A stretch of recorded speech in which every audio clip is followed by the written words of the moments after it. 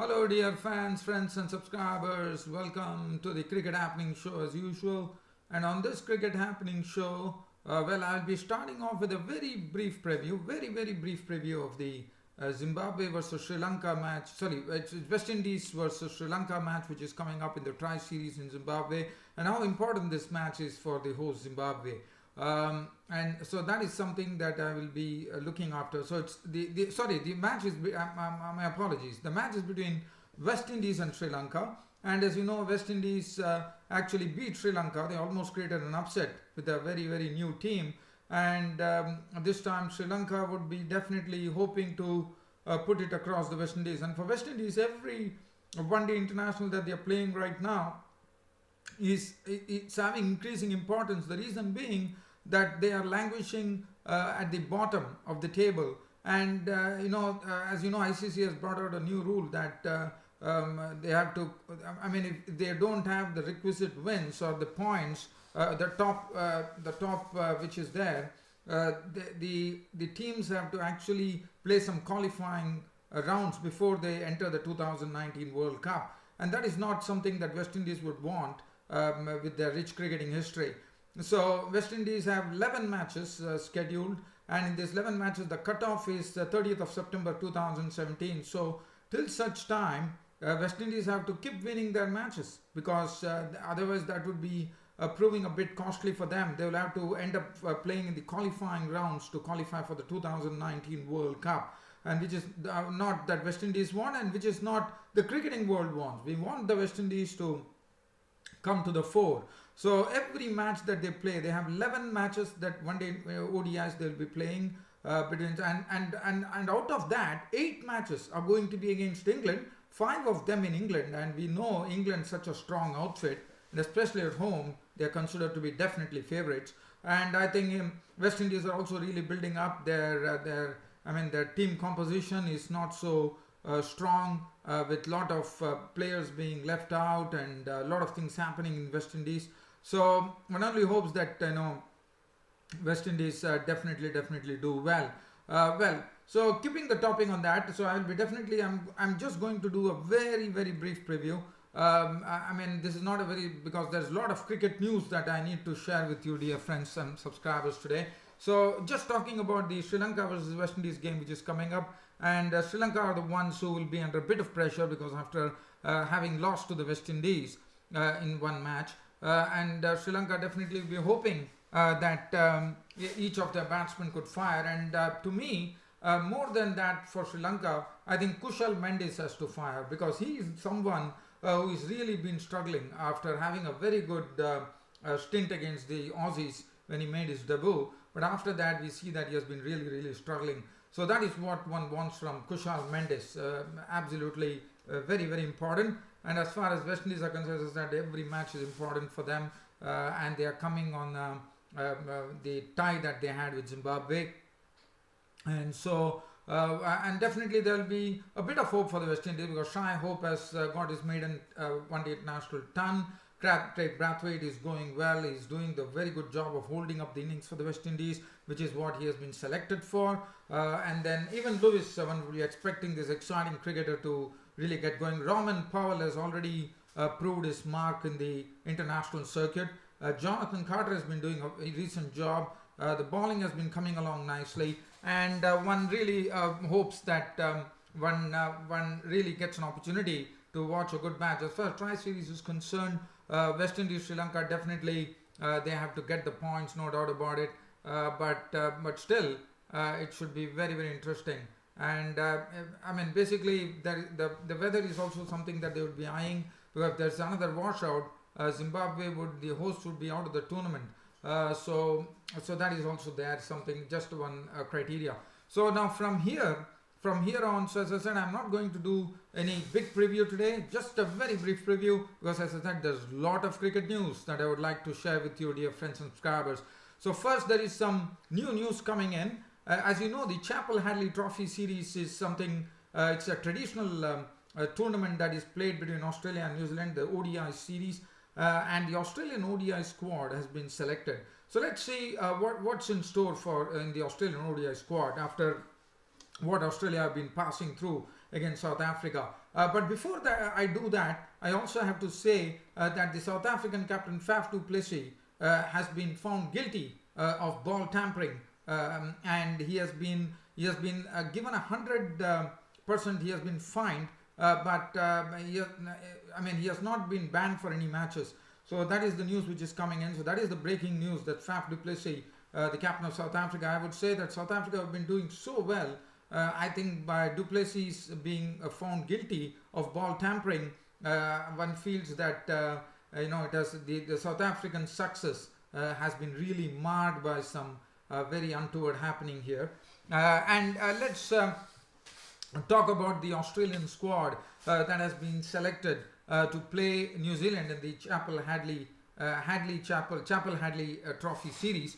And what Australia have done is they have really sprung a surprise. They have brought in a real rookie by the name Hilton Cartwright. Now, Hilton Cartwright is someone who has been doing well with Western Australia, and he has been selected in the 14-man squad. So he would definitely be making his ODI debut against New Zealand. Hilton Cartwright is a pace bowler and basically is an all-rounder. The information says that he's a good striker of the ball, and he bowls some good aggressive medium pace bowling. And Australia and New Zealand will be this particular Chappell Hadlee Trophy Series would be taking place in Australia, and will be played in the first week of December, probably 4th, 6th and 9th of December. And also, just for some information, Cartwright is just 24 years of age, and he was born in Zimbabwe. So that is one thing that I wanted to share with you. And also, one sees that Pat Cummins has made his comeback. So Pat Cummins, as you know, is the express pace bowler who's been out due to the injury. He's back. And also, one thing that the Aussie fans and even international cricket fans would be very happy about is to see this this very talented player who has not been considered by the Aussies due to poor form, has finally made it, and one feels happy that Glenn Maxwell has made a comeback to the Aussie team for the ODI series. And I think Glenn Maxwell should always be a certainty when it comes to ODIs and T20s, because he's absolutely tailor-made, because his style of play is absolutely suited to that type of cricket. So that is the news that I would like to share first. So that's one news. And now I would like to talk about, this is something that the Associate Nations would be looking forward to. As you know, the Associate Nations, not every nation gets a chance to actually play in the World Cup. So the associate countries, now what the ICC is doing as per the latest reports, 8 associate countries who have T20 status are going to be taking part in a round robin tournament, which is going to be like a world T20, we could say, but this is only among the associate nations. And in the addition to the top 6 associates like Ireland, Afghanistan, Scotland, Hong Kong, United Arab Emirates, Papua New Guinea, and there are also 2 other participating countries, which is the Netherlands and Oman, who have been doing very well. And as you know, Oman qualified for the 2016 World T20 in India as well. And this tournament right now, it's no confirmed report, but there is a possibility that all the associate nations will be combining in a sort of a T20 tournament, which would be probably, if at all it goes through, it will be between January 6 to 20, and it will be at the ICC Academy in Dubai. And also Bangladesh and Zimbabwe has also been invited, but one is awaiting their confirmation as far as this is concerned. So one can say that the associate nations should be really welcoming this news, because they get an opportunity, and I think that's a good way to go, because what happens is that all the associate nations can come together and then finally find out that who is the strongest. And I think this is a tournament which should be held on a regular basis, according to me, because by holding this on a regular basis, you are really triggering a lot of competition.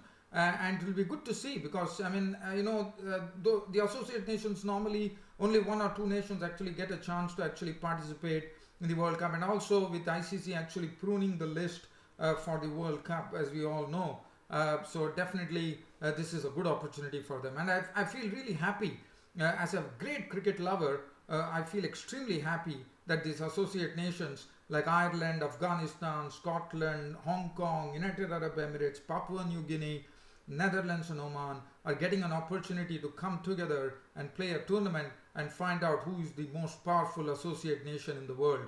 And that is something that whichever team actually wins the cup, this 8-team associate cup, I think they'll be absolutely proud of themselves, and that will only encourage more cricket in that particular country, and there will be more and more cricketers emerging from that particular country, because they'll be more and more encouraged to go and play the game of cricket, right? So that is something that I wanted to share, and I'm very happy with this move by the ICC. I hope it really goes through, and one really has a very good associate tournament which decides who is the best associate nation. Other than that, the cricket news that I could really share with you is about England. As you know, England already they are right now they are just smarting from the defeat that they suffered at the hands of India in the second test match.